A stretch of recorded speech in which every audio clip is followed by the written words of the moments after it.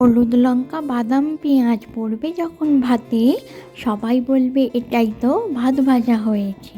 তো নমস্কার বন্ধুরা, আজকে আমি তোমাদের জন্য একটা রেসিপি নিয়ে চলে এসেছি। এটা আমরা সকলেই জানি, এটাকে ভাত ভাজা বলা হয়। তো প্রথমেই আমি কড়াইতে সাদা তেল দিয়ে দিয়েছি, আর তোমরা সর্ষের তেলও দিতে পারো। তো তারপরে পেঁয়াজ লঙ্কা জিরে আমি আলতো করে ভেজে নিচ্ছি যতক্ষণ না একটু লাল লাল হয়ে যায়। তারপরে দিয়ে দিয়েছি নুন, যাতে পেঁয়াজটা একটু নরম হয়ে যায়।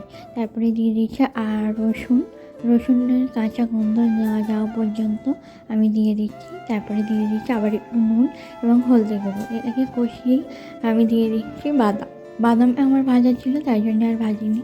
তো তোমাদের যদি এমনি বাদাম থাকে তাহলে সেটা দিতে পারো। তারপরে আমি দিয়ে দিয়েছি ভাত।